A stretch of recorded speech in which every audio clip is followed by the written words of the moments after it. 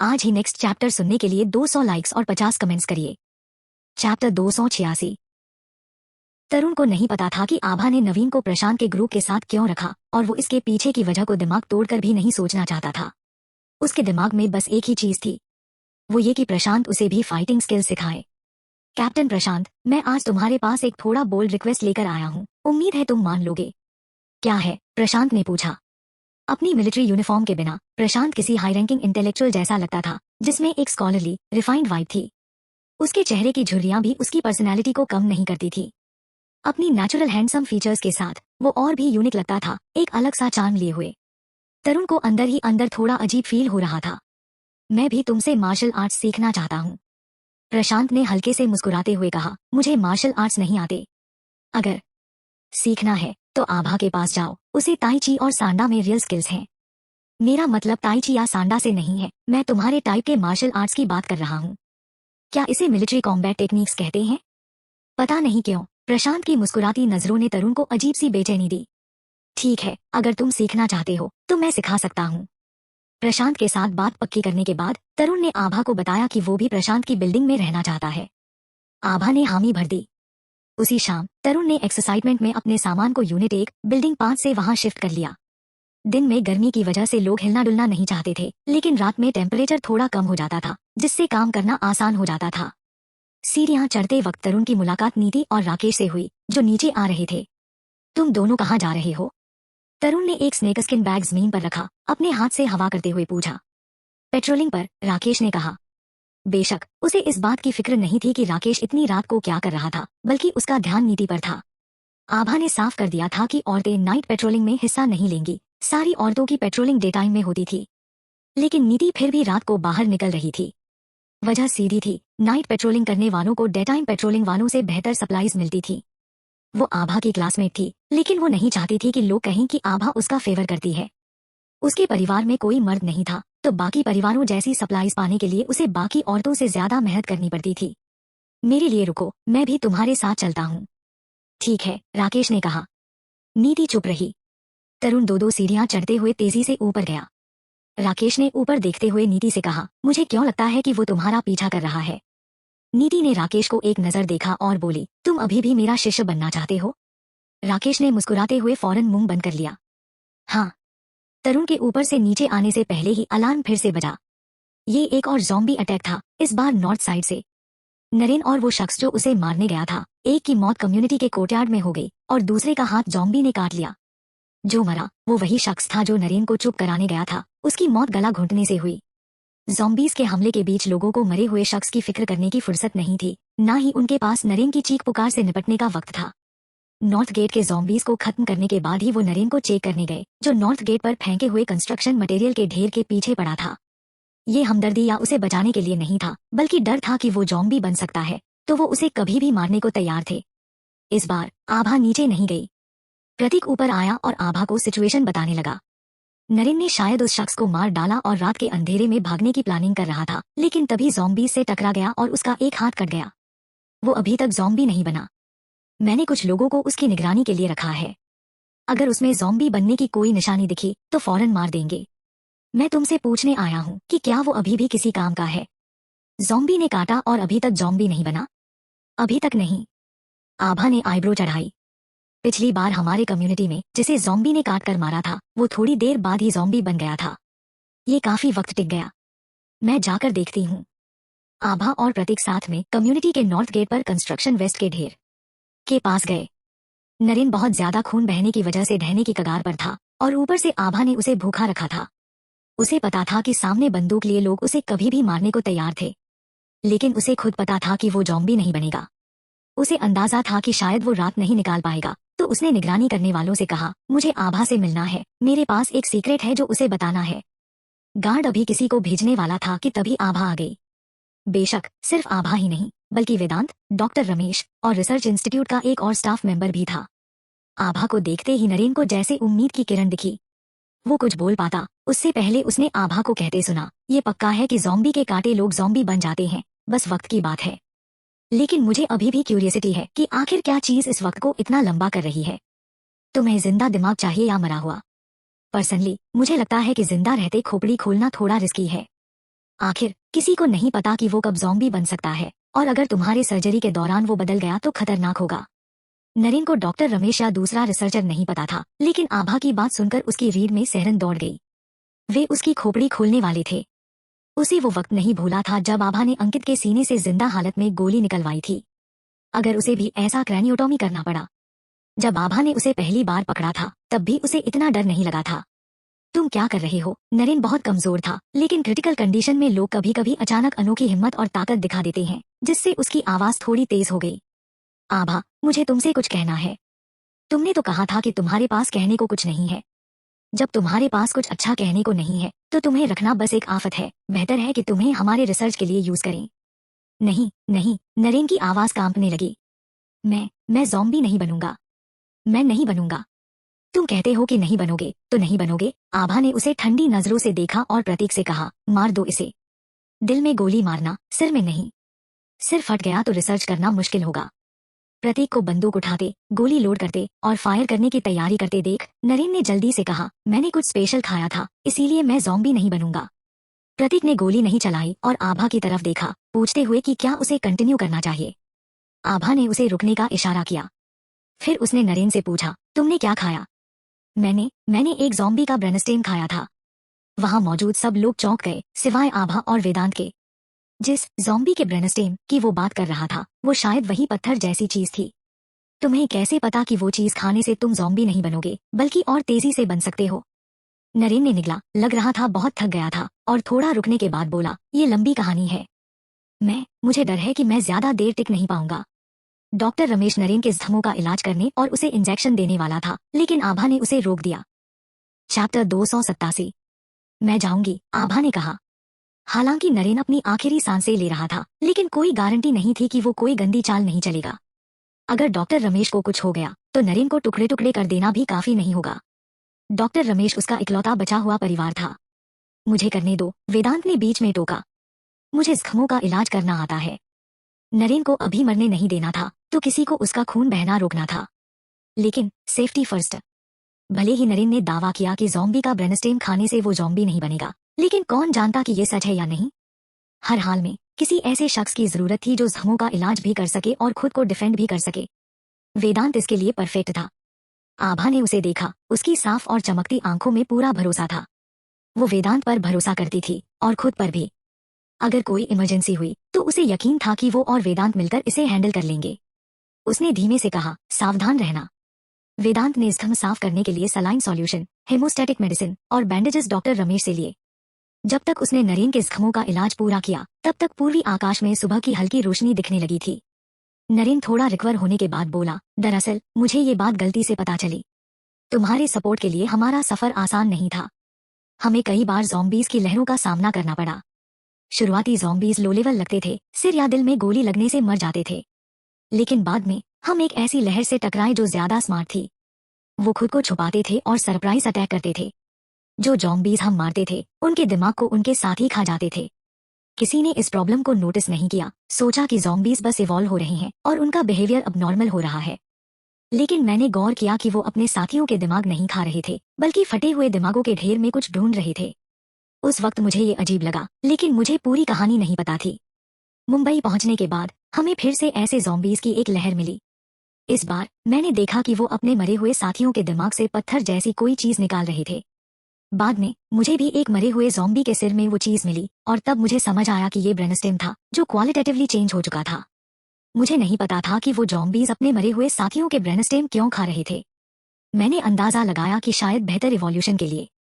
मैं पक्का नहीं था, लेकिन मैंने उस पत्थर जैसे ब्रेनस्टेम को रख लिया। पिछली बार जब मैं तुम्हारे साथ संजय के ऑफिस गया था, मुझे एक सीक्रेट पता चला।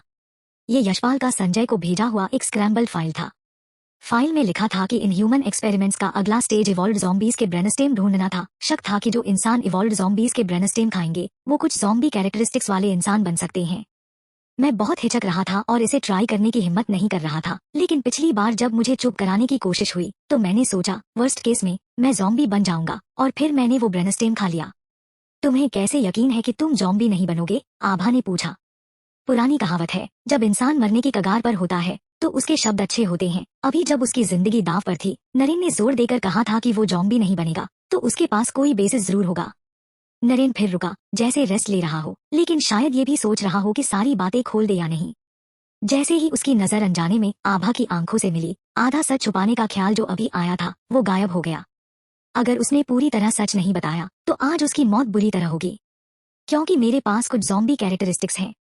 आज रात के ज़ॉम्बी अटैक से पहले मुझे एक प्रीमॉनिशन हुआ था। मुझे पता था कि ज़ॉम्बीज नॉर्थ से आ रहे हैं और कितने हैं। इतना कहकर नरेन ने एक हंसी हंसी, लेकिन मैंने इस चीज को ओवर एस्टिमेट कर दिया। मुझे लगा कि ज़ॉम्बीज मुझे अपना समझेंगे। ये वैसा ही था जैसा आभा ने सोचा था। नरेन ने ज़ॉम्बी अटैक का एहसास होने पर अफरातफरी में भागने का प्लान बनाया था। उसने सोचा था कि वो ज़ॉम्बी अटैक की उलझन का फायदा उठाकर भाग सकता है या शायद ज़ॉम्बीज को अपने फायदे के लिए यूज कर सकता है, लेकिन उसे कभी नहीं लगा था कि उसका एक हाथ ज़ॉम्बी काट लेगा।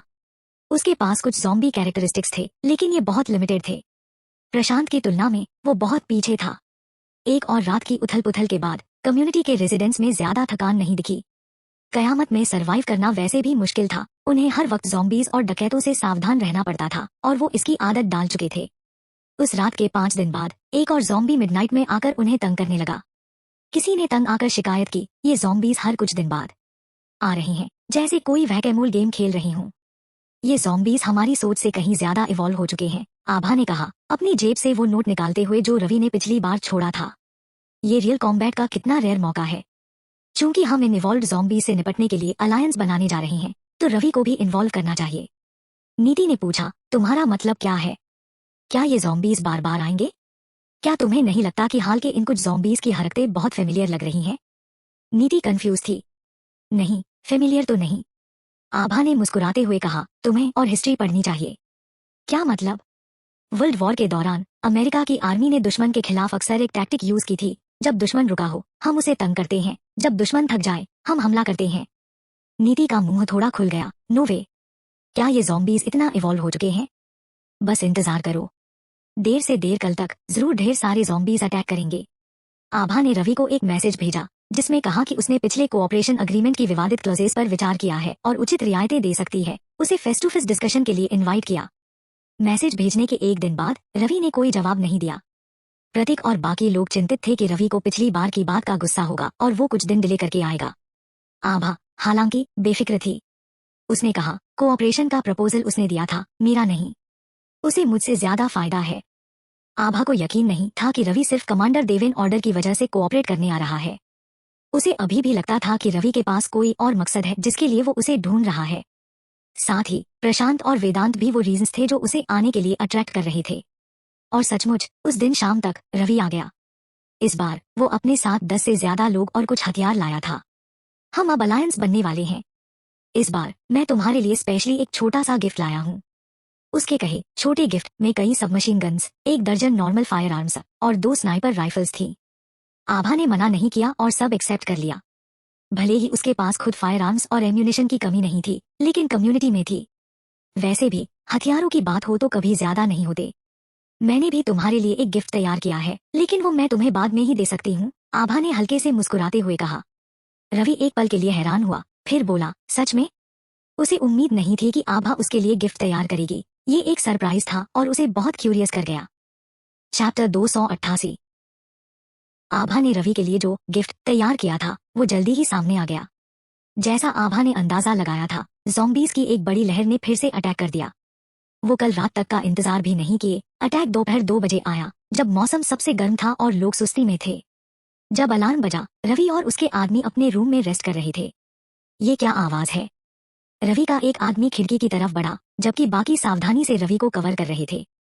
कुछ लोग दरवाजे के बाहर सीढ़ियों की निगरानी कर रहे थे। रवि सचमुच एक लीडर की तरह बिहेव कर रहा था। किसी और की टेरिटरी पर बिना तैयारी के तो वो आएगा नहीं। ये अलार्म है। उन्हें नहीं पता था कि लोग आ रहे हैं या ज़ॉम्बीज। रवि ने अपने लोगों को लेकर नीचे की तरफ बढ़ लिया। कम्युनिटी के रेजिडेंट्स हाथों में बंदूकें लिए ऑर्डरली ढंग से अलग अलग दिशाओं में दौड़ रहे थे, बिना किसी पैनिक के। रवि मन ही मन हैरान था।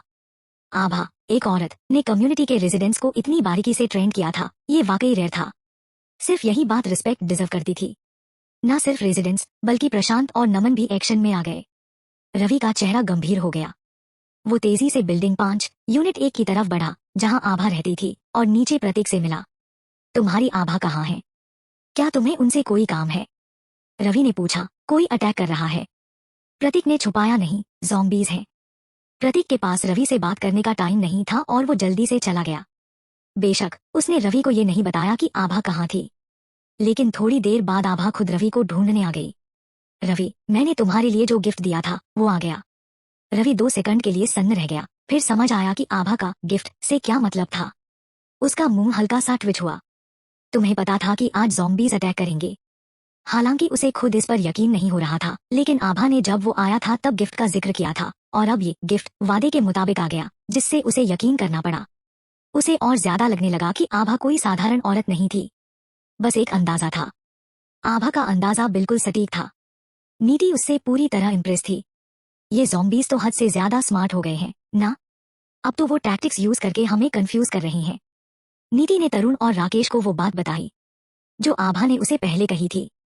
वो आभा की समझदारी की तारीफ कर रहे थे और ज़ॉम्बीज के इवोल्यूशन की स्पीड पर हैरान थे। बिल्कुल, अगर आभा ने खास तौर पर सबको आज हाई अलर्ट रहने की वार्निंग ना दी होती तो इनका स्नीक अटैक कामयाब हो जाता। दोपहर का वक्त सबसे गर्म और थकाने वाला होता है। सब लोग आम इंसान ही थे और इस वक्त सुस्ती और लापरवाही महसूस होना लाजमी था। जब वो लापरवाह थे तब ज़ॉम्बीज के लिए स्नीक अटैक का परफेक्ट टाइम था। नीति और राकेश वेस्ट गेट पर थे और तरुण भी उनके साथ चला गया। नमन ढेर सारे लोगों को लेकर आया। कुछ लोग उसके साथ नॉर्थ गेट की गार्डिंग के लिए गए और बाकी 2 ग्रुप्स में बटकर ईस्ट और साउथ गेट्स पर कम्युनिटी रेजिडेंट्स की मदद करने गए।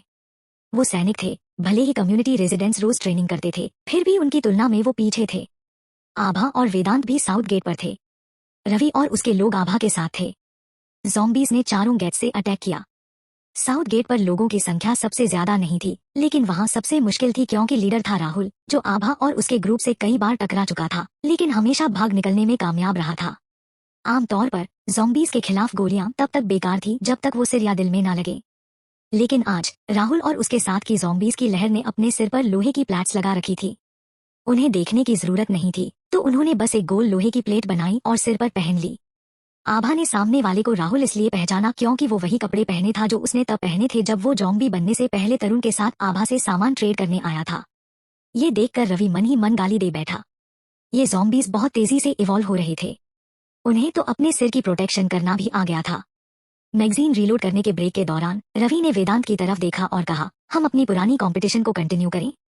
वेदांत ने उसकी तरफ नहीं देखा। उसने सामने वाले ज़ॉम्बी पर निशाना लगाया और सीधे उसके दिल में गोली मारी। वो ज़ॉम्बी तुरंत जमीन पर ढेर हो गया। कंपटीशन किस चीज में? देखते हैं कौन ज्यादा ज़ॉम्बीज मारता है। वेदांत ने कहा, अगर मैं जीता तो मुझे क्या मिलेगा? रवि ने हंसी मारी, तुम क्या चाहते हो? अभी कंपटीशन शुरू भी नहीं हुआ और ये जीतने की शर्त पूछ रहा था। पहले से भी ज्यादा अरोगेंट था।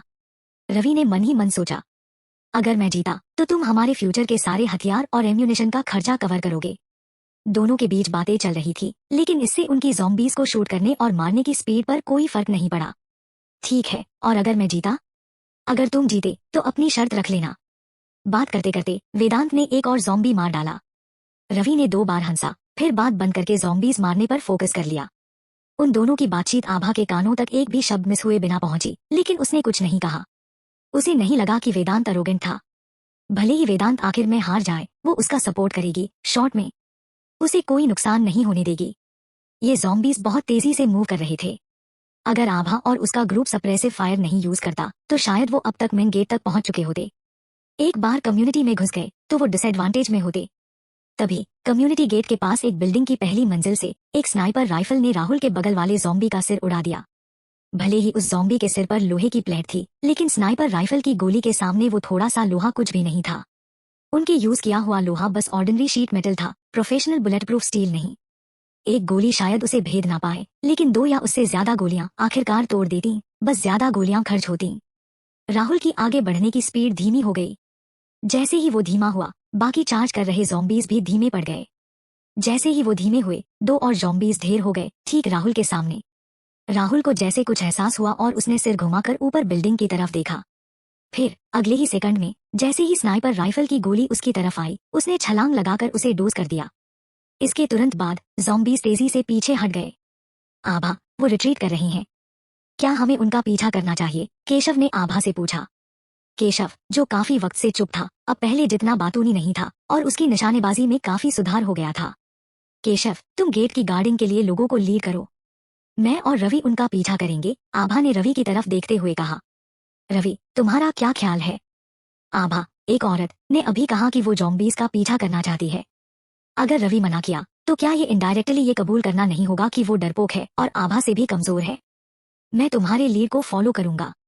आभा, वेदांत, रवि और उसके 2 आदमी के साथ कम्युनिटी गेट से बाहर निकले और ज़ॉम्बीज के रिट्रीट रूट को फॉलो करते हुए लड़ते हुए आगे बढ़े। मुझे क्यों लगता है कि वो वेस्ट की तरफ जा रही हैं, रवि ने कहा। तुमने वेस्ट साइड पर जिन लोगों को अरेंज किया है वो भरोसेमंद है। चैप्टर 289। रवि ने दूर की ओर देखा, उसकी घनी काली आईब्रो ऊपर चढ़ गई। सामने आभा प्रतीक और केशव को हिदायतें देकर वापस लौट रही थी, कदमों में एक अलग सा कॉन्फिडेंस। अगर तुम आज इस कम्युनिटी के लीडर होते तो क्या इतने सारे ज़ॉम्बीज को खत्म कर पाते और बिना एक भी सिपाही खोए अपने घर को बचा पाते? वह शख्स 2 सेकंड चुप रहा, फिर बोला, नहीं। अगर वो होता तो शायद अब तक पूरी कम्युनिटी ज़ॉम्बीज में तब्दील हो चुकी होती। मैं भी नहीं कर पाता। उसके साथी ने हैरानी से रवि की ओर देखा। बॉस। उसे पता था कि उसका बॉस ऐसा इंसान नहीं जो आसानी से किसी को खुद से बेहतर माने, खासकर किसी जवान लड़की को।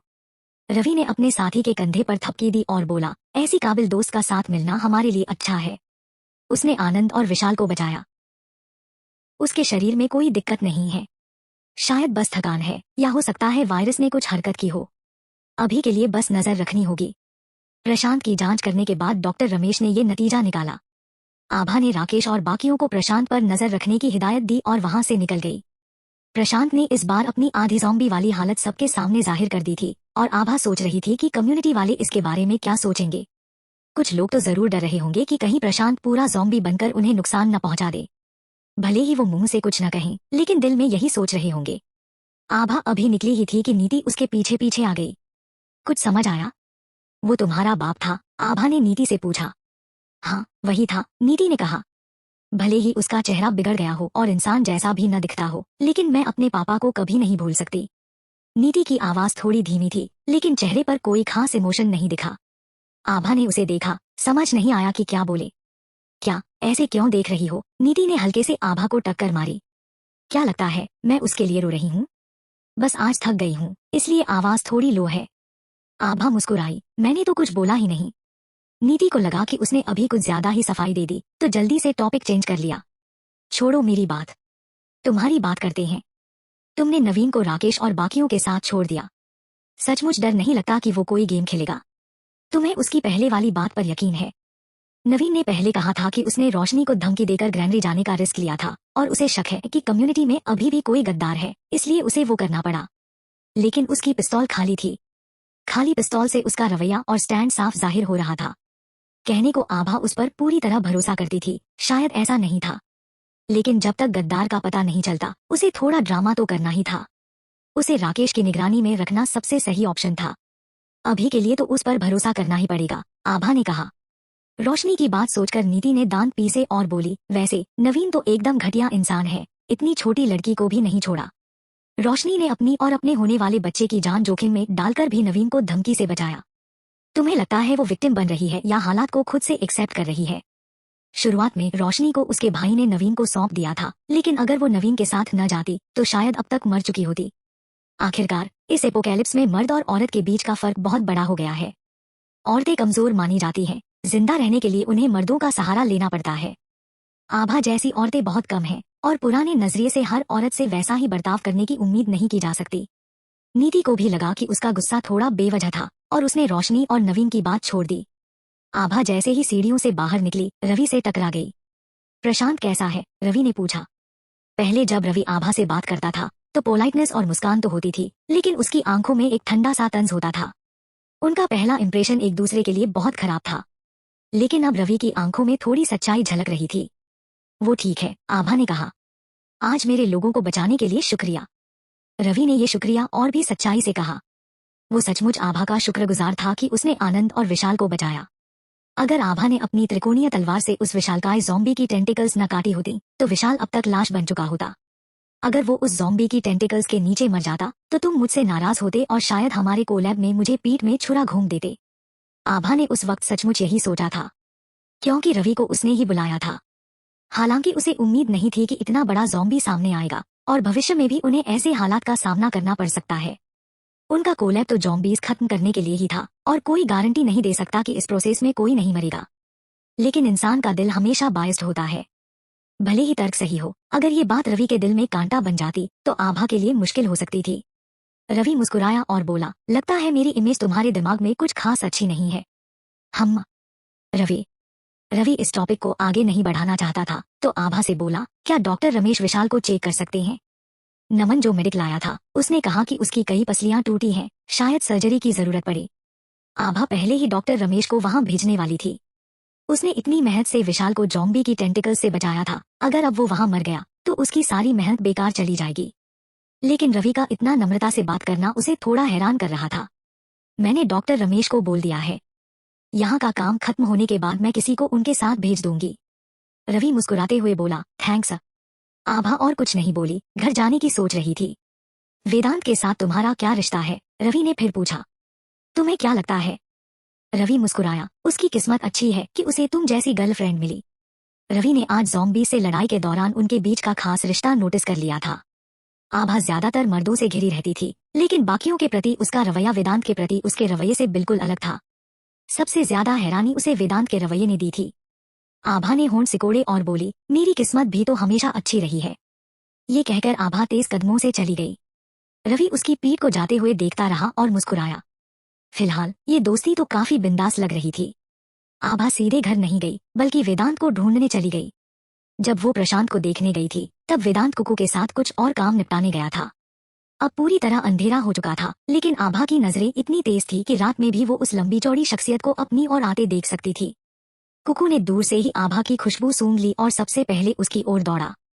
आभा ने कुकू का सिर सहलाया और थोड़ा नाक मुंह सिकोड़ते हुए बोली, तुमसे खून की बदबू आ रही है, घर जाकर अच्छे से नहा लेना। कुकू ने थोड़ा नाराजगी भरा स्वर निकाला और आभा के पास खड़ा होकर वेदांत का इंतजार करने लगा। जल्दी ही वेदांत पास आया। उसकी लंबी चौड़ी शख्सियत ने आभा को अपने आगोश में ले लिया। वेदांत और आभा अपने जायंट वुल्फ कुकू के साथ यूनिट बिल्डिंग में घुसे। ये सीन देखकर वहां मौजूद लोगों के दिल में रिस्पेक्ट और जलन दोनों उमड़ आए। केवल आभा और वेदांत जैसे लोग ही इतने जिगरे वाले हो सकते हैं जो वुल्फ को पेट की तरह रखें, भले ही वो प्योर ब्रेड न हो। चैप्टर 290। पूरे दिन की जबरदस्त मेहनत के बाद आभा ने घर पहुंचते ही अपने स्पेस से 3 डिशेस और एक सूप निकाला। ताज़ा खाने की खुशबू से कुकू का मुंह लाल टपकाने लगा। ये लो तुम्हारा। वेदांत ने कुकू के लिए एक बड़ा बाउल गॉट का निकाला, जो उनके अपने खाने से जरा भी कम नहीं था। अगर लोग देखते कि कुकू को कितना शाही खाना मिलता है तो शायद जल जल के मर जाते। आज तुमने रवि के साथ कंपटीशन जीता? आभा ने डिनर टेबल पर वेदांत से पूछा। जीत गया, वेदांत ने जवाब दिया। गुड, आभा ने कहा और अपने बाउल में बीफ का एक टुकड़ा डाला। क्या तुम्हें डर था कि मैं हार जाऊंगा? डर तो नहीं, लेकिन जीतना हमेशा हारने से बेहतर है। अगर तुम हार जाते तो मुझे सोचना पड़ता कि रवि की डिमांड से कैसे पलटना है। वेदांत के चेहरे पर बड़ी सी स्माइल आ गई। अगली बार जब कोई खतरा हो तो हर बार अकेले आगे मत दौड़ पड़ना। मैं तुम्हारा बॉयफ्रेंड सिर्फ शोपीस के लिए थोड़े ही हूँ। मेरी मार्क्समैनशिप तुम जितनी अच्छी नहीं है। अगर मैं राहुल के म्यूटेटेड ज़ॉम्बीज को रोकने की कोशिश करती तो शायद उतना असर नहीं होता और हम दो तरफ से ज़ॉम्बीज के अटैक में फंस जाते। वेदांत ने चम्मच नीचे रखी और आभा को देखा। ऐसे क्या देख रहे हो? बोलते हुए आभा ने वेदांत के बाउल में फिश डाली। मैं सोच रहा हूँ कि शायद तुम्हें सबसे आगे खड़ा करने का मेरा फैसला गलत था।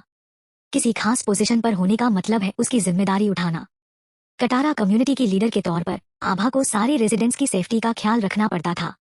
और भले ही वो बहुत डायरेक्टली बोलती थी, लेकिन जब तक कोई उसकी रेड लाइंस को क्रॉस न करे वो मासूम लोगों को मरते हुए नहीं देख सकती थी। रवि के साथ पहले हुए झगड़े के बावजूद उसने उसके साथियों को बचाया। अब पावर छीनने का सोच रहे हो? नहीं, और चाहूं भी तो नहीं कर सकता। ये सच था। अब कटारा कम्युनिटी के लोग सिर्फ आभा को ही अपनी लीडर मानते थे। वेदांत को वो सिर्फ इसलिए एक्सेप्ट करते थे क्योंकि वो आभा का बॉयफ्रेंड था। अगर आभा न होती तो कम्युनिटी में कोई उसे घास न डालता। ये सोचकर वेदांत को हल्की सी हंसी आ गई। उसने कभी नहीं सोचा था कि वो, जिसे पहले लोग तारीफों में डुबोया करते थे, अब सिर्फ एक साइड रोल में खुश रहेगा। लेकिन उसे इस रोल से कोई शिकायत नहीं थी। प्रशांत को चेक करने के बाद डॉक्टर रमेश बिना खाना खाए सीधे विशाल को देखने चले गए। विशाल की 4 पसलियां टूटी थीं, जिनमें से एक ने उसका लिवर चीर दिया था, जो काफी पेचीदा था। अभी हालात सीमित हैं। मैं उसकी सर्जरी कर सकता हूँ, लेकिन सक्सेस रेट की कोई गारंटी नहीं। हो सकता है वो ऑपरेशन टेबल पर ही मर जाए, डॉक्टर रमेश ने रवि को बताया। रवि उनका बॉस था। भले ही अब पहले जैसे प्री सर्जिकल अग्रीमेंट्स की जरूरत न थी, लेकिन बात साफ करना जरूरी था ताकि आभा के लिए कोई परेशानी न आए। मैं समझता हूँ, प्लीज अपना बेस्ट देना डॉक्टर रमेश। डॉक्टर रमेश ने सिर हिलाया और वापस चले गए। उस रात एक बड़ी लड़ाई के बाद कुछ लोग जिंदगी और मौत के बीच झूल रहे थे, तो कुछ दिन में सुनी और देखी बातों को लेकर परेशान थे। प्रशांत के ज़ॉम्बीज को कंट्रोल करने की खबर आखिरकार पूरी कम्युनिटी में फैल गई। न सिर्फ रेजिडेंट्स को पता चला, बल्कि नमन और उसकी टीम तक भी ये बात पहुंच गई। कैप्टन नमन, क्या तुम्हें सचमुच लगता है कि प्रशांत ज़ॉम्बी नहीं बनेगा? नमन ने बोलने वाले को देखा। वो था सौरभ, उसका डिप्टी। दोनों मिलिट्री में रहते हुए हमेशा एक दूसरे से कॉम्पीट करते थे। इस बार मुंबई आने पर भी सौरभ को इस बात का गुस्सा था कि नमन को कैप्टन चुना गया। कई लोगों का मानना था कि सौरभ इतना नाराज होने के बाद बेस पर ही रुक जाएगा। आखिर मुंबई आना कोई आसान काम नहीं था, रास्ते में मर सकते थे या कभी भी ज़ॉम्बी बन सकते थे। लेकिन वो फिर भी आया। और रास्ते में भले ही उसने कभी साफ तौर पर नमन का सपोर्ट न किया, लेकिन उसने कोई परेशानी भी नहीं खड़ी की। उल्टा उसने कई बार ताने मारकर कहा था कि नमन नरेन के साथ बहुत नरमी बरतता है और ये आगे चलकर मुसीबत लाएगा। और सचमुच ऐसा ही हुआ। पता नहीं, नमन ने कहा। सौरभ नमन के बगल में बैठ गया और बोला, मुझे लगता है आभा अभी भी हमसे सावधान है। उल्टा वो प्रशांत और उसके लोगों पर बहुत भरोसा करती है। नमन ने ये बात पहले ही नोटिस कर ली थी। नमन बोला, वो लोग कटारा कम्युनिटी में इतने समय से हैं। हम लोग यहाँ कितने दिन हुए? शायद इसका बड़ा कारण ये भी था कि नमन की टीम में हमेशा कुछ न कुछ गड़बड़ करने वाले निकल आते थे, तो आभा का उनसे सावधान रहना नॉर्मल था। सच कहे तो नमन खुद भी गारंटी नहीं दे सकता था कि उसकी टीम में अब कोई गद्दार नहीं बचा। ये तो है, हमें यहाँ सपोर्ट के लिए भेजा गया है और हमें लंबे वक्त तक रहना है। जब जल्दी वापस नहीं जा सकते तो आभा के साथ अच्छे से रहना चाहिए। अगर वो हमसे सावधान है तो हमें उस सावधानी को दूर करने की कोशिश करनी चाहिए। ये सुनकर नमन ने सौरभ को देखा। सौरभ मुस्कुराया और बोला, मुझे पता है तुम मेरी बात शायद न मानो, लेकिन मैं ये अपने लिए भी कह रहा हूँ। कौन जानता है भविष्य में क्या क्या अजीब चीजें होंगी। जब अच्छा दिन जी सकते हैं तो बेकार में क्यों परेशान रहें? तुम आखिर कहना क्या चाहते हो? नमन ने पूछा। मुझे लगता है तुम्हें आभा से जाकर बात करनी चाहिए। अगर उसका हमारे प्रति रवैया बदल जाए तो हमारा काम आसान हो जाएगा। नमन ऐसा इंसान नहीं था जो अपनी इज्जत खोने की परवाह करता हो, लेकिन उसे ये भी नहीं लगता था कि अगर वो आभा के पास जाकर वादे करता तो वो उस पर यकीन कर लेती। ट्रस्ट बनाने में टाइम लगता है और ये टाइम की कसौटी पर खरा उतरना पड़ता है। हालांकि उसे सचमुच आभा से अच्छे से बात करने की जरूरत थी। उस दिन नरेन के काटे गए हाथ की बात और आज प्रशांत की आधी ज़ॉम्बी वाली हालत ने उसे किसी की याद दिला दी थी। नमन ने एक आह भरी। उसके और नरेन के एक साथ मिलिट्री कैंप में भर्ती होने की याद अभी भी ताज़ा थी, लेकिन अब वो इस हाल में पहुंच गए थे। जब नमन पुरानी यादों में खोया था, तब नरेन, जिसे एक कमरे में अकेले छोड़ दिया गया था, धीरे धीरे बदल रहा था। ज़ॉम्बी से काटा गया उसका हाथ गर्मी की वजह से सड़ रहा था और फूल गया था। कहीं से आई हरी मक्खियां सड़े हुए मांस की बदबू से खींची चली आईं। लेकिन जब वो मक्खियां उसके स्तंभ पर जमा हुई और उसका मांस चट करने लगी, तो वो पलक झपकते दोगुनी साइज की हो गईं। और जब भूख से तड़प रहे नरेन ने सहज रूप से मुंह खोलकर उन मक्खियों को खाने की कोशिश की, तो उसकी जीभ से एक लंबी सी जीभ बाहर निकली, एक मक्खी को लपेटा और वापस खींच ली। नरेन ने मक्खी को चबाया, फिर अचानक उसे कुछ समझ आया। वो यकीन नहीं कर पा रहा था। फिर धीरे धीरे उसने अपनी जीभ फिर से बाहर निकाली और देखा कि उसकी जीभ जैसे जादू से बाहर की ओर बढ़ रही थी, लगभग उसकी नाभि तक पहुंच गई। नरेन पहले तो हैरान हुआ, फिर थोड़ा कंफ्यूज और फिर चुपके से हंस पड़ा। उसने सोचा कि लगता था कि ज़ॉम्बी बनना इतना बुरा भी नहीं था। अगर वो जानबूझकर अपना मुंह न खोले और जीभ न निकाले तो कोई इस बदलाव को नोटिस नहीं करेगा। चैप्टर 291। पूरे दिन की जबरदस्त लड़ाई के बाद थके हुए लोग जल्दी ही गहरी नींद में चले गए, लेकिन पेट्रोलिंग टीमें अभी भी अलर्ट रहने को मजबूर थी। केशव, तुम और वंदना के बीच क्या चल रहा है? तुम दोनों आजकल कुछ अजीब लग रहे हो, किसी ने पूछा। केशव आज रात की पेट्रोलिंग टीम में था। रात का सन्नाटा नींद लाने वाला था, तो पेट्रोलिंग के दौरान लोग चैट कर रहे थे। कुछ नहीं, इसमें अजीब क्या है? केशव अपने और वंदना के ब्रेकअप के बारे में किसी को बताना नहीं चाहता था। दूसरी वजह यह थी कि वो वंदना से ब्रेकअप करना ही नहीं चाहता था। उसे यकीन था कि एक दिन वो फिर से साथ हो सकते हैं। जब रिजल्ट वही था तो प्रोसेस को दूसरों के साथ डिस्कस करने की क्या जरूरत थी? अगर कुछ नहीं है तो ठीक है। वंदना अब और भी काबिल हो रही है और हमारी कम्युनिटी में इतने सारे मिलिट्री वाले हैं। लड़कियां तो नेचुरली सैनिकों की तरफ अट्रैक्ट होती हैं, तो सावधान रहना, कहीं कोई उसे तुमसे छीन न ले। बोलने वाला ये बात हल्के फुल्के मजाक में कह गया। वो पहले की बात थी, अब तो हमारी कम्युनिटी में सबको आभा की बात माननी पड़ती है। केशव उनसे जरा भी कम नहीं है। उसे डराने की जरूरत नहीं, किसी और ने कहा। केशव बस हल्का सा मुस्कुराया, कुछ बोला नहीं। भले ही उसने कुछ न कहा, लेकिन उसने बड़े भाई की बात को दिल में उतार लिया। हाल ही में वंदना रोजाना सबके साथ ट्रेनिंग कर रही थी, कभी कभी तो खास तौर पर प्रशांत के पास चली जाती थी। केशव उससे पूछना चाहता था कि वो क्या कर रही है, लेकिन हर बार जब वो वंदना से मिलता, वो दो चार बातें करके जल्दी से चली जाती। जब जवाब नहीं मिला तो केशव का दिमाग बस कयास लगाने लगा और उसके दिल में शक बढ़ता गया। बस उसने ये बात किसी बाहरी इंसान से शेयर नहीं की थी। केशव अपने ख्यालों में खोया हुआ था कि अचानक कोई दौड़ता हुआ आया और चिल्लाया, बड़ी प्रॉब्लम हो गई। नरेन ज़ॉम्बी बन गया। ज़ॉम्बी बन गया सुनते ही सबके चेहरों का रंग उड़ गया और पहले वाली सारी थकान पल में गायब हो गई। केशव ने अपने उलझे हुए ख्यालों को साइड किया और फटाफट काम बांट दिए। एक शख्स को बिल्डिंग 5 में सिचुएशन रिपोर्ट करने भेजा गया, बाकी लोग उसके साथ पीछे वाली बिल्डिंग में हालात चेक करने गए। साथ ही उसने बाकी पेट्रोलिंग टीमों को सिग्नल भेजा कि वो अलर्ट रहें। जब केशव अपनी बाकी पेट्रोलिंग टीम के साथ पीछे वाली बिल्डिंग पहुंचा तो नमन पहले से ही वहां मौजूद था। नरेन को हॉलवे में बांध रखा था, उसका मुंह कपड़े की पट्टी से कसकर बंधा हुआ था। केशव ने नरेन को ऊपर से नीचे तक गौर से देखा, लेकिन उसे कोई बदलाव नजर नहीं आया। शायद एकमात्र बदलाव ये था कि उसकी बाह का वो स्थम, जहां ज़ॉम्बी ने उसे काटा था, काफी हद तक ठीक हो गया था। केशव को याद था कि उस दिन वो खंडहरों में पड़ा था, बस नाम मात्र की सांसें ले रहा था। उसका स्थम इतना खौफनाक था कि केशव को लगा था कि इतनी गहरी चोट के बाद वो बच नहीं पाएगा। लेकिन उसे क्या पता था कि सिर्फ एक दिन से थोड़ा ज्यादा वक्त में नरेन न सिर्फ जिंदा और तंदुरुस्त था, बल्कि उसका जख्म भी काफी ठीक हो गया था। केशव को समझ नहीं आया कि वो ज़ॉम्बी जैसा कैसे लग रहा था, फिर लोग क्यों कह रहे थे कि वो ज़ॉम्बी बन गया है। नरेन बंधा हुआ था, हिल नहीं सकता था और उसकी आंखें नमन पर टिकी थीं। भले ही वो बोल नहीं सकता था, उसकी नजरें साफ बता रही थी कि अगर वो आजाद होता तो नमन को छोड़ता नहीं। आभा ने नरेन को इस बिल्डिंग में नमन और उसकी टीम की निगरानी में रखा था, ये एक टेस्ट था। अगर इन हालात में भी नरेन भाग निकलता तो नमन की आभा के सामने क्रेडिबिलिटी शायद 0 हो जाती। नमन खुद बहुत सावधान था और जब उसके साथियों को पता चला कि नरेन कौन है तो वो सब डर गए कि कहीं वो किसी मुसीबत में न फंस जाएं। और ऊपर से नरेन ने ज़ॉम्बी के स्टोन खाए थे और उसने दावा किया था कि वो ज़ॉम्बी नहीं बनेगा, लेकिन कौन जानता था अगर वो अचानक बदल गया तो सबसे पहले वो लोग ही शिकार बनते। इसलिए उन्होंने नरेन की हर हरकत पर खास नजर रखी। जैसे ही नरेन की लंबी जीप बाहर निकली, उन्होंने तुरंत नमन को खबर दी। नमन ने नरेन की नजरों का सामना किया, वो शांत और कूल था। उसने नरेन के साथ बहुत अच्छा बर्ताव किया था, उसे कभी ठगा नहीं। ये सारी मुसीबत नमन की वजह से नहीं, बल्कि नरेन की अपनी करतूतों की वजह से थी। कैप्टन नमन, क्या ये नहीं कहा गया था कि नरेन ज़ॉम्बी बन गया है? केशव ने नमन से पूछा। नमन ने कहा, उसके मुंह में एक बहुत लंबी जीभ उग आई है और उसकी खतरनाक ताकत को कम नहीं समझना चाहिए, इसलिए मैंने उसका मुंह कसकर बांध दिया। अब समझ आया कि उसका मुंह क्यों बंधा था। केशव ने फिर कहा, मैंने आभा को खबर करने के लिए एक शख्स भेजा है, वो जल्दी आएंगी। तुम ये मुझे सौंप सकते हो? नमन ने केशव को देखा। क्या कैप्टन नमन को लगता है कि हम सब फ्रीलोडर हैं? केशव ने मुस्कुराते हुए कहा, लेकिन उसका लहजा जरा भी मजाक वाला नहीं था। मुझे पता है कि कैप्टन नमन हमारी सच्चे दिल से मदद करना चाहते हैं, लेकिन तुम लोग कुछ ज्यादा ही हो। उसका इशारा था कि नमन के साथियों में शायद कोई गद्दार हो सकता है। नमन 2 सेकंड चुप रहा, फिर बोला, ठीक है, फिर मैं ये तुम्हें सौंपता हूँ। नमन अपने कुछ साथियों के साथ वहां से चला गया। अब सिर्फ केशव और उसके लाए हुए कुछ पेट्रोल मेंबर ही बचे थे। केशव, क्या हम कुछ लोग इसे हैंडल कर पाएंगे?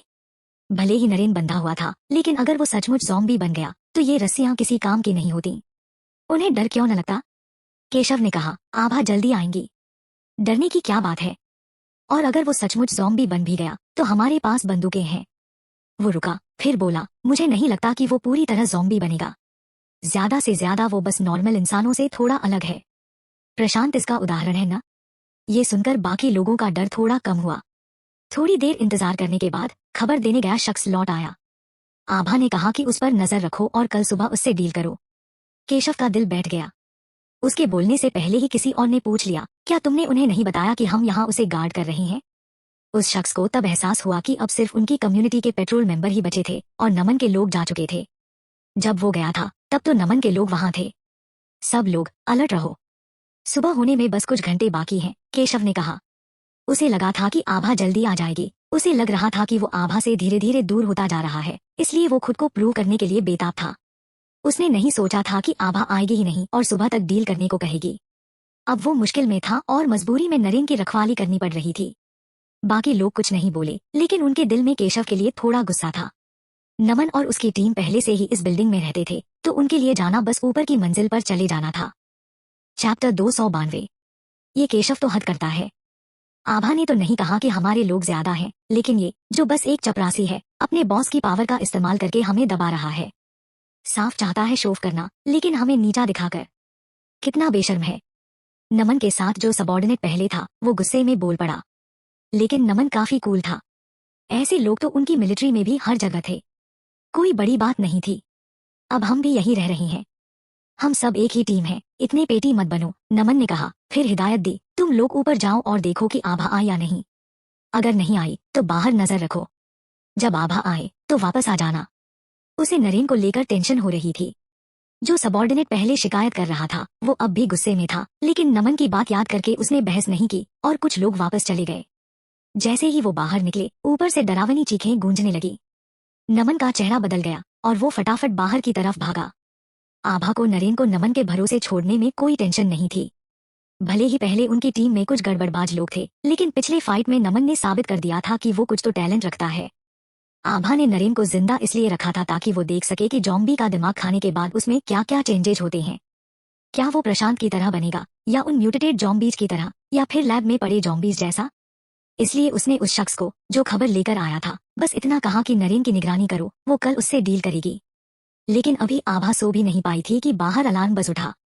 कटारा कम्युनिटी में कई तरह के अलार्म थे, हर एक का मतलब अलग था। जब आभा ने सुना कि ये अलार्म कम्युनिटी के अंदर की प्रॉब्लम का है, तो उसे तुरंत शक हुआ कि नरेन के साथ कुछ गड़बड़ हो गई है।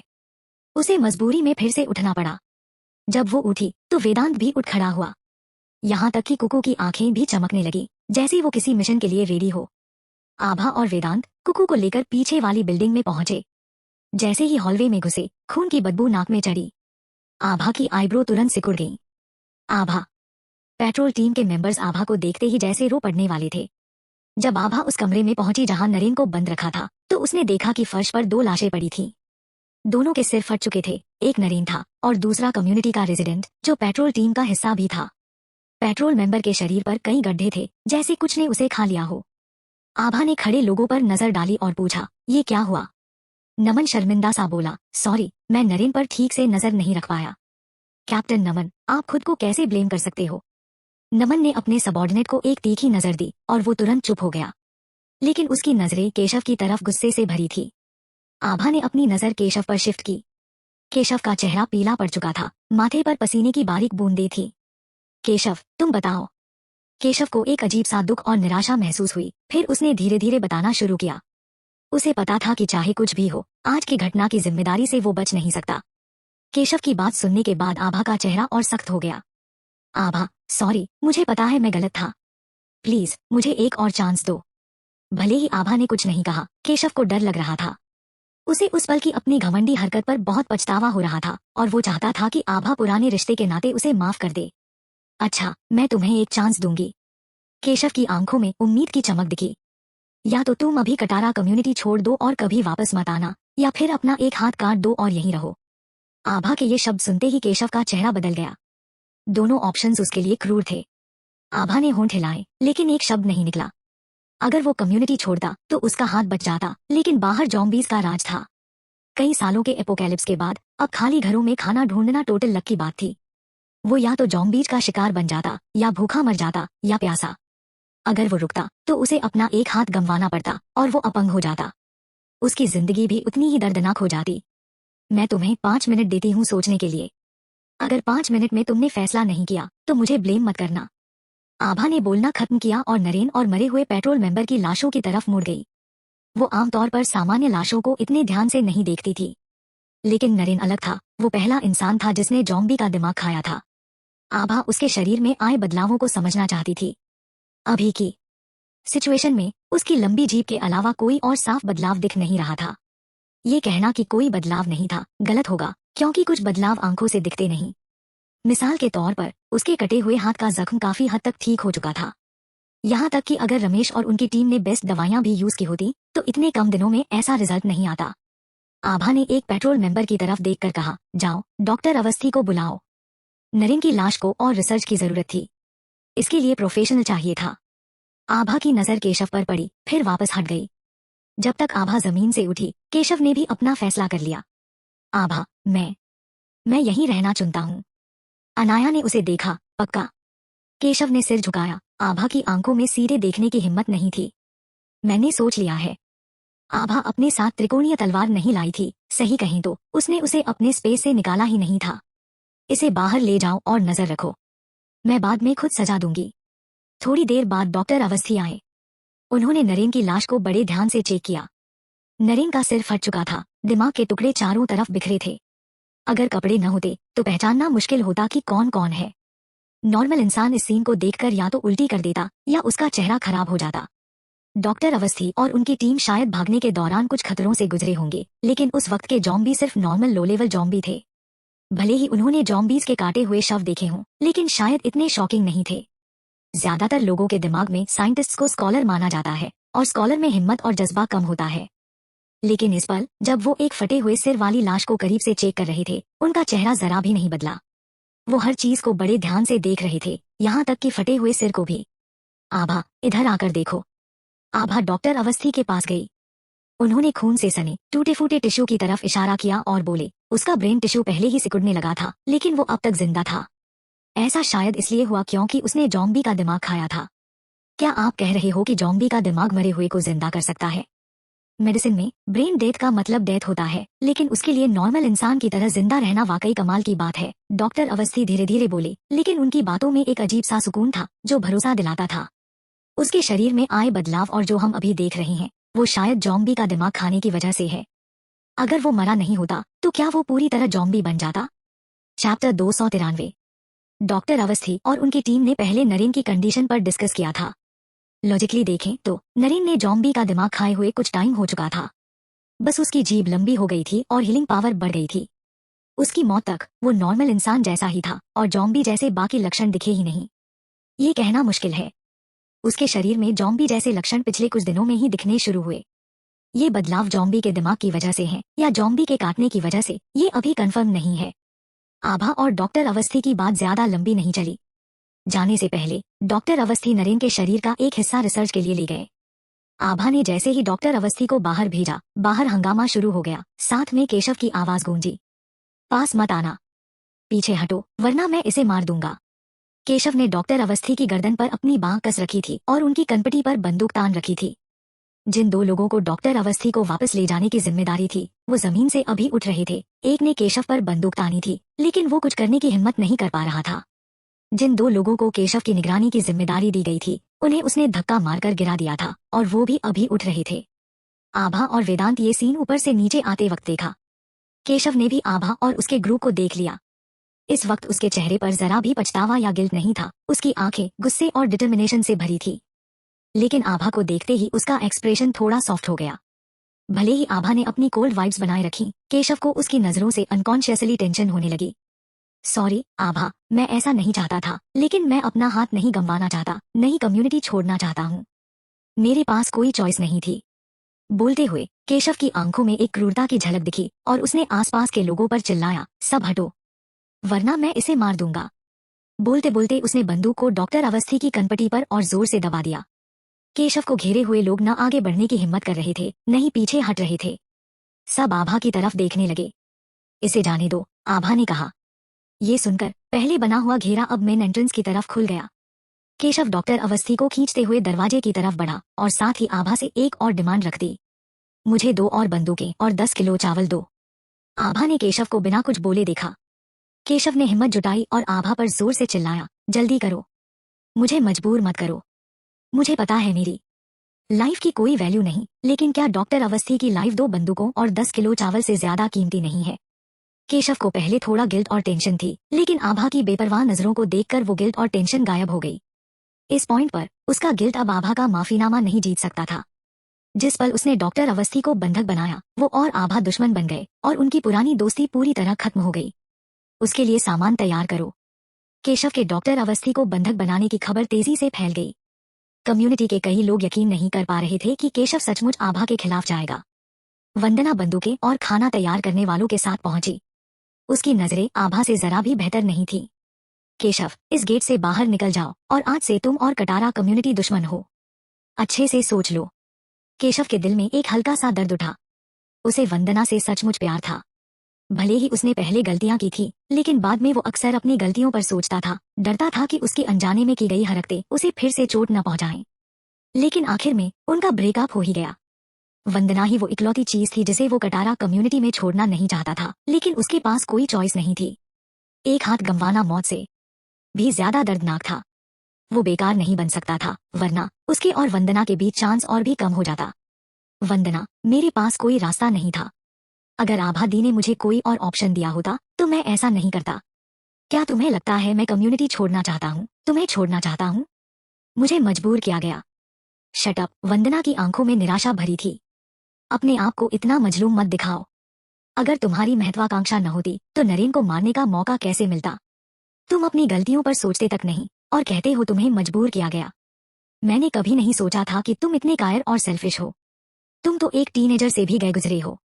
मैं तुम्हें सचमुच नफरत करती हूँ। केशव ने ठंडी हंसी छोड़ी और तंज कसते हुए बोला, मुझे पता है तुम अब मुझे नीचा देखती हो। तुम्हें नया टारगेट मिल गया है तो जाहिर है तुम मुझे बाहर निकालना चाहती हो और हर तरह से मुझे दबाने की कोशिश कर रही हो।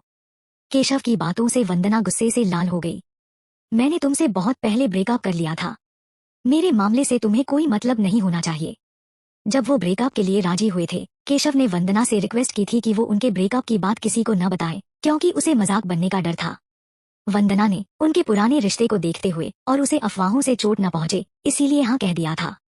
उसने कभी किसी को उनके ब्रेकअप के बारे में नहीं बताया, क्योंकि उसे लगता था कि ये उनकी पर्सनल बात थी जिसे शेयर करने की जरूरत नहीं। लेकिन उसे क्या पता था कि केशव बाहर अभी भी खुद को उसका बॉयफ्रेंड बताता रहा और कभी कभी तो ऐसा दिखाता जैसे वो अभी भी कपल हैं। अब तो वो ये दावा कर रहा था कि वंदना ने नया टारगेट ढूंढ लिया और उसे बाहर निकाल रही है। जो बोलना है बोलो। मैं अब आउटकास्ट हूँ तो जाहिर है तुम मुझे नीचा देखोगी और मुझसे दूरी बनाना चाहोगी। मैं तुम्हें ब्लेम नहीं करता। वंदना को इस बात की परवाह नहीं थी कि लोग उसके बारे में क्या सोचते हैं, उसे बस दिल में एक गहरी ठंडक महसूस हुई। केशव आखिरी वक्त तक तथ्यों को तोड़मरोड़ रहा था और उसकी इज्जत को बदनाम कर रहा था। वंदना का सीना कई बार तेजी से ऊपर नीचे हुआ और दिल का गुस्सा धीरे धीरे ठंडा पड़ गया। वो हंसी और बोली, मैं सचमुच अंधी थी जो तुम जैसे ढोंगी दो मुँहे इंसान पर फिदा हो गई थी। मैंने तुमसे जितना कहना था कह दिया। बोलकर वंदना आभा के पास चली गई और केशव की तरफ देखा तक नहीं। सामान ला दिया गया है, आभा ने कहा। अब इसे छोड़ दो। आभा, क्या तुम मुझे बेवकूफ समझती हो? अगर मैं इसे अभी छोड़ दूं तो अगले ही सेकंड मैं छलनी हो जाऊंगा। मेरे लिए एक गाड़ी भी लाओ। जब मैं कंफर्म कर लूंगा कि मैं सेफ हूं तब मैं इसे छोड़ दूंगा। केशव, स्ट्राइक 3। ये वेदांत था जो बोला। केशव ने वेदांत की तरफ देखा लेकिन उसकी बात को सीरियसली नहीं लिया। उसने आगे कहा, कम्युनिटी में जो कुछ भी है उसमें मेरा भी योगदान है। मैं जो मांग रहा हूँ वो ज्यादा नहीं है। आभा ने केशव को कई सेकंड तक देखा, जैसे आखिरी बार कोई डिसीजन ले रही हो। उसने वेदांत से कहा, जाओ एक गाड़ी ढूंढो। वेदांत ने उसकी नजरों से नजर मिलाई और सिर हिलाया। जैसे ही वो जाने को मुड़ा, केशव बोला, किसी और को भेजो। उसने भीड़ में से एक शख्स को पॉइंट किया। चैप्टर 294। उसे पता था कि वेदांत बहुत काबिल है और अगर उसने गाड़ी में कोई छेड़छाड़ की तो केशव की मौत पक्की थी। जिस शख्स को उसने पॉइंट किया वो एक उम्रदराज अंकल थे जिन्होंने हाल ही में ड्राइविंग सीखी थी। वो गाड़ी में कोई छेड़छाड़ नहीं कर सकते थे। ये तो मानना पड़ेगा कि केशव में अभी भी थोड़ी चालाकी बाकी थी। उसने हर चीज को अच्छे से सोच विचार लिया था। डॉक्टर अवस्थी को केशव ने बंधक बनाया हुआ था, लेकिन उनके चेहरे पर जरा भी घबराहट नहीं थी। पहले तो उन्हें लगा कि केशव बस उन्हें यूज करके कम्युनिटी से भागना चाहता है, लेकिन जिस तरह वो बार बार डिमांड्स कर रहा था वो किसी को भी गुस्सा दिला देता। अगर तुम मुझे यूज करके कम्युनिटी से भागना चाहते हो तो मैं तुम्हारा साथ दे सकता हूँ ताकि तुम आसानी से निकल सको, लेकिन हद से ज्यादा मत करो, ज्यादा लालच में सब कुछ गवा दोगे। केशव ने डॉक्टर अवस्थी की तरफ देखा और बोला, कौन नहीं जानता कि तुम आभा और पूरी कम्युनिटी के लिए कितने जरूरी हो। तुम्हें खुद को छोटा करने की जरूरत नहीं। और वैसे भी जो मैं मांग रहा हूँ वो उस योगदान के सामने कुछ भी नहीं जो मैंने कम्युनिटी के लिए दिया। यहाँ तक कि प्रतीक, जो आमतौर पर कम बोलता था, उसकी बेशर्मी बर्दाश्त नहीं कर सका और बोला, अगर आभा न होती तो भूल जा कि तू कुछ मांग रहा है। तू जिंदा भी होता क्या? केशव ने प्रतीक की तरफ देखा। प्रतीक, मैं तुझे सलाह देता हूँ, आज मेरा हाल है कल तेरा भी हो सकता है। उसके बोलते ही एक मिलिट्री गाड़ी वहां आ पहुंची। केशव ने डॉक्टर अवस्थी को खींचते हुए गाड़ी की तरफ बढ़ा, लेकिन डॉक्टर अवस्थी ने उसका साथ नहीं दिया। केशव की आंखें सिकुड़ी, वो उन्हें मारने की सोच रहा था। अगर डॉक्टर अवस्थी को जरा भी नुकसान हुआ तो अंजाम सोच ले। आभा की शांत आवाज दूर से आई। केशव ने हिंसा का इरादा छोड़ दिया और डॉक्टर अवस्थी को जबरदस्ती गाड़ी की तरफ खींचा। वो उनके साथ बैक सीट पर बैठ गया। उसकी नजरें आभा पर टिकी थी और वो चिल्लाया, चलाओ। आगे बैठे शख्स ने कुछ नहीं कहा, बस केशव के इंस्ट्रक्शंस फॉलो किए और गाड़ी कम्युनिटी गेट की तरफ ले गया। किसी ने न चाहते हुए पूछा, आभा, क्या हम इसे ऐसे ही जाने दे रहे हैं? सबको दिख रहा था कि केशव ने आभा और उनकी कम्युनिटी को पूरी तरह धोखा दे दिया था। उसने इतना बड़ा हंगामा किया और अब बंधक लेकर भाग रहा था। अब से वो दुश्मन थे। एक बाघ को जंगल में छोड़ देना मतलब अनंत मुसीबतें मोल लेना था। आभा ने कुछ नहीं कहा, पास खड़े किसी शख्स से बंदूक ली और तेजी से भाग रही गाड़ी की तरफ निशाना साधा। गाड़ी कम्युनिटी से कुछ 100 मीटर ही चली थी कि आभा के शॉट से उसका एक टायर फट गया। गाड़ी एक तरफ झुकी और लड़खड़ाते हुए सड़क के किनारे रुक गई। तुरंत बाद गाड़ी के अंदर से संघर्ष और गोली चलने की आवाज आई। थोड़ी ही देर में एक शख्स गाड़ी से बाहर निकला और तेजी से आगे भागा। वो शख्स केशव था। डॉक्टर अवस्थी किसी और के सहारे गाड़ी से बाहर निकले और कम्युनिटी की तरफ चलने लगे। आभा ने केशव की पीठ को जाते हुए देखा, लेकिन उसने गोली नहीं चलाई। आभा की स्किल्स के सामने घायल केशव का कोई मुकाबला नहीं था। एक गोली में उसकी जान जा सकती थी, लेकिन आभा ने ऐसा नहीं किया। उस पर एक गोली पहले ही चल चुकी थी। अब वो जिएगा या मरेगा, ये उसकी किस्मत पर था। वो उसकी जान की जल्लाद नहीं बनेगी। मुझे नहीं पता था कि तुम इतनी नॉस्टैल्जिक हो, रवि ने तंज कसते हुए कहा। कम्युनिटी में हर कोई केशव के हंगामे के बारे में जानता था। जो लोग पहले केशव के साथ अच्छे रिलेशन में थे, वो अपनी गलत जजमेंट पर अफसोस कर रहे थे और खुशकिस्मत महसूस कर रहे थे कि वो उसके साथ पेट्रोलिंग पर नहीं थे, वरना शायद मरने वालों में वो भी होते। जो शख्स नरेन के साथ मरा था, वो अक्सर केशव के साथ रहता था। रवि को ये सब जानने के लिए खास मेहनत भी नहीं करनी पड़ी। आभा ने रवि की तरफ देखा और बोली, हाँ, वरना तुम भी अब तक लाश बन चुके होते। रवि ने एक सूखी हंसी छोड़ी और टॉपिक को आगे नहीं बढ़ाया। किसी अपने के धोखे का दर्द भले चेहरे या बातों में न दिखे, दिल में कड़वाहट तो छोड़ ही जाता है। इसे समझने के लिए बस उसकी जगह खुद को रखकर देखना पड़ता है। रवि को लगता था कि अगर उसका कोई करीबी उसे धोखा देता तो वो उसे उसी वक्त गोली मार देना चाहता। वैसे एक चीज है, पता नहीं तुम्हें इंटरेस्ट होगी या नहीं। क्या? वो औरत जो हमें पिछले बार ऑयल फील्ड में मिली थी। मैंने देखा था कि तुम उसे लेकर काफी कंसर्न थी। आभा ने रवि को देखा, इंतजार करते हुए कि वो आगे बोले। वो उस दिन भाग गई थी ना? मेरे लोगों को उसकी गाड़ी में एक डॉक्यूमेंट मिला। वो जेनेटिक साइंटिस्ट है। अगर मैं गलत नहीं हूं तो शायद वो मिलिट्री ने रिक्रूट की हुई एक्सपर्ट हो। रवि आभा के माइक्रो एक्सप्रेशंस ऑब्जर्व कर रहा था, ये देखने के लिए कि क्या वो सचमुच उस औरत के बारे में कंसर्न थी। लेकिन आभा बस शांत नजरों से उसे देखती रही, जैसे कह रही हो कि अगर वो बोलना चाहता है तो वो सुनेगी, और अगर नहीं तो वो जोर नहीं देगी। जहां तक मुझे पता है, मिलिट्री ने कुछ एक्सपर्ट्स को रिक्रूट किया है ताकि जॉम्बी म्यूटेशन की वजह समझी जा सके और इसका सॉल्यूशन ढूंढा जाए। मिलिट्री ने रिक्रूट किया हुआ एक्सपर्ट मुंबई में, वो भी उस सुनसान ऑयल फील्ड में, क्या कर रहा होगा? रवि ने सिर हिलाया, मुझे नहीं पता। एपोकैलिप्स के बाद इंसानों के दिल फूल गए और ट्विस्टेड हो गए। मिलिट्री वाले भी आम इंसान ही हैं, उनकी हालत सिविलियन से ज्यादा बेहतर नहीं है, बस उनकी लोकेशन और वो जो चाहते और दिखाते हैं वो अलग है। कुछ लोग चाहते हैं कि एक्सपर्ट्स प्रॉब्लम सॉल्व करें और कुछ चाहते हैं कि वो गलत रास्तों पर जाएं। क्या संजय इसका एग्जाम्पल नहीं है? आभा ने अचानक रवि की तरफ देखा, क्या तुम सचमुच मेरे साथ जॉम्बीज खत्म करने के लिए अलायंस बना रहे हो? रवि ने मुस्कुराते हुए आभा की आंखों में देखा, तुम्हें क्या लगता है? ये तुम्हारी यूजुअल पर्सनालिटी से मैच नहीं करता। मेरी यूजुअल पर्सनालिटी क्या थी? तुम बिजनेसमैन हो। बिजनेसमैन के लिए प्रॉफिट पहले आता है। रवि ने हंसी और फिर कुछ नहीं बोला। नरेन के दिमाग और बाकी टिश्यूज की रिसर्च करने के बाद डॉक्टर अवस्थी को एक नई खोज मिली। सुबह 3 बजे वो बेचैनी से आभा को ढूंढने निकले। उन्हें रमेश ने रोक लिया। टीचर, प्लीज पहले रेस्ट कर लो। दिन में आभा से मिल लेना। बस ऊपर नीचे की बात है, इतनी जल्दी की जरूरत नहीं। डॉक्टर अवस्थी की आंखें खून से लाल थी, लेकिन उनकी नजरों में एक एक्साइटमेंट था। उन्होंने टाइम देखा, हंसे और सिर हिलाया, देखो, मैं इतना खुश था कि टाइम ही भूल गया। तुम सब भी रेस्ट कर लो। दिन में उसे ऊपर बुलाना। आभा के फ्लोर पर लोहे के गेट्स थे तो कोई अंदर नहीं जा सकता था। हॉलवे में बात करनी पड़ती, इसलिए उसे ऊपर बुलाना ज्यादा कन्वीनियंट था। रमेश ने सिर हिलाया और बाकियों के साथ एक्सपेरिमेंटल इक्विपमेंट को धोया और संभाला, फिर रेस्ट करने चले गए। ये इक्विपमेंट आभा ने अपनी जान जोखिम में डालकर लाए थे और ये बहुत कीमती थे। एक ग्लास का बर्तन टूटने पर भी उन्हें बहुत दुख होता। इस रिसर्च के लिए वो कई रातों से जाग रहे थे और बहुत थक गए थे। बेड पर सिर रखते ही सब सो गए। रमेश लकड़ी के तख्तों से बने अपने बेड पर लेटा उस दिन आभा की कई बातों के बारे में सोच रहा था। अगर मिलिट्री ने सचमुच जॉम्बी वायरस की रिसर्च के लिए साइंटिस्ट्स का ग्रुप इकट्ठा किया है तो क्या उसका बाप भी उनमें होगा? जेनेटिक इंजीनियरिंग के फील्ड में उसके बाप का रुतबा बहुत बड़ा था। अगर वो जिंदा है तो मिलिट्री ने उसे जरूर रिक्रूट किया होगा। ये सोचकर रमेश के दिल में एक टीस उठी। तुम्हें जिंदा रहना ही होगा। चैप्टर 295। आभा सुबह सुबह उठी। वो बस कुछ मिनट्स के लिए ट्रेडमिल पर थी कि तभी डॉक्टर रमेश ने उसके दरवाजे पर नॉक किया। पिछले जन्म में एक कड़वा सबक सीखने के बाद आभा अब लोगों के साथ बहुत सावधान रहती थी, सिवाय वेदांत के। हालांकि उसे पता था कि डॉक्टर रमेश उसका कजिन है, फिर भी उसने कभी उसे अपने घर में नहीं आने दिया। आभा बाहर निकली, लोहे का गेट खोला और कुछ बोलने से पहले ही डॉक्टर रमेश ने उसे खींच लिया। टीचर की रिसर्च में रिजल्ट आ गए हैं। ये सुनते ही आभा को कपड़े चेंज करने की भी सुध नहीं रही और वो तुरंत डॉक्टर रमेश के साथ चल पड़ी। वहां पहुंचते ही सबने आभा को जोश के साथ ग्रीट किया। आभा, मेरे साथ आओ, मैं तुम्हें हमारी रिसर्च के रिजल्ट्स दिखाता हूँ। जब बात अपने फील्ड की आती थी तो डॉक्टर अवस्थी में एक नई एनर्जी आ जाती थी। रिसर्च के चक्कर में वो कई दिनों से बेतरतीब थे, दाढ़ी बढ़ी हुई, स्कॉलर जैसी कोई एलिगेंस नहीं। बेशक ये सिर्फ उनकी बाहर की हालत थी, एक स्कॉलर की असली एलिगेंस तो उनकी हड्डियों में बसी होती है।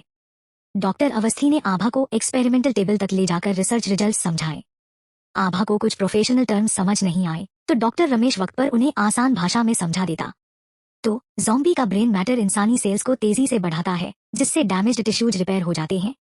बिल्कुल, डॉक्टर अवस्थी ने कहा। इसलिए नरेन की कटी हुई बांह का घाव इतनी जल्दी इतना ठीक हो गया। फिर उसकी ज़ॉम्बी जैसी जीभ उगने का क्या? और ऐसा लगता है कि उस जीभ का म्यूकस बहुत करोसिव है। डॉक्टर अवस्थी बोले, क्या तुमने ये खासियत उन नेचुरली म्यूटेटेड ज़ॉम्बीज में देखी है? आभा ने सोचा और सिर हिलाया। नहीं, सिर्फ उन ज़ॉम्बीज में जो एक्सपेरिमेंट्स में बनाए गए थे।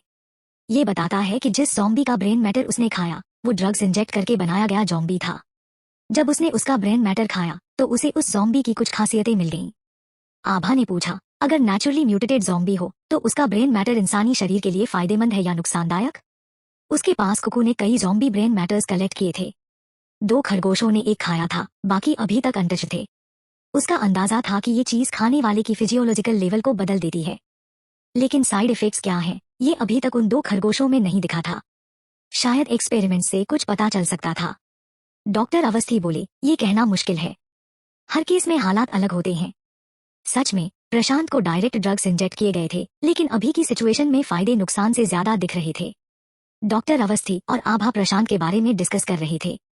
इधर प्रशांत आखिरकार होश में आया। प्रशांत की आंखें हल्के से खुली तो सामने राकेश को खड़ा पाया, चेहरे पर वही जानी भजानी चिंता। बॉस, आप उठ गए। राकेश की आवाज में राहत थी, लेकिन एक सस्पेंस भी कि कहीं कुछ गलत तो नहीं। उसने फौरन झुककर पूछा, कहीं अनकंफर्टेबल तो नहीं लग रहा? प्रशांत ने सिर हिलाया और राकेश से कहा, मेरे लिए एक ग्लास पानी ला दो। राकेश तुरंत पानी लेने गया। वो बाहर पानी लेने गया और जब ग्लास लेकर बेडरूम में लौटा तो प्रशांत गायब था। Boss, boss. उसे लगा शायद प्रशांत बाथरूम गया होगा, लेकिन बाथरूम में कोई नहीं था। बाकी 2 बेडरूम्स भी खाली थे। राकेश कंफ्यूज और वरिड हो गया। पानी लेने के लिए लिविंग रूम में गया था, उसमें कितनी देर लगी होगी? लिविंग रूम दरवाजे के बहुत करीब था। अगर प्रशांत ने दरवाजा खोलकर बाहर जाने की कोशिश की होती तो राकेश को कुछ तो सुनाई देता, लेकिन 1 मिनट से भी कम वक्त में ना दरवाजा खुलने की आवाज, ना कोई और साउंड, और इंसान गायब। आभा अभी अभी ऊपर से नीचे आई थी और अपने दरवाजे में घुस भी नहीं पाई थी कि कोई हांफता हुआ दौड़ कर आया। आभा, हमारा बॉस गायब हो गया। बॉस, आप सचमुच उस औरत की बात पर यकीन कर रहे हो? एक तेज रफ्तार मिलिट्री गाड़ी में रवि पैसेंजर सीट पर बैठा था। उसने सिगरेट सुलगाई, 2 कश लिए और याद आया कि आभा ने उसे पहले शातिर बनिया कहा था। उसके होंठों पर अनायास एक स्माइल आ गई। इस दुनिया में हर कोई बस सरवाइव करने की जद्दोजहद में है, वो भी तो इसमें शामिल था। रवि की नजर अपनी उंगलियों में दबी सिगरेट पर गई। कुछ बातें उसे पता थी जो अगर वो बोल देता तो कोई यकीन नहीं करता। मैं उस पर यकीन नहीं करता, रवि ने कहा। कुछ औरतें खुद को बहुत स्मार्ट समझती हैं, इतनी बुरी हालत में भी दूसरों को यूज करने की कोशिश करती हैं, ये नहीं जानती कि असल में खुद यूज हो रही हैं।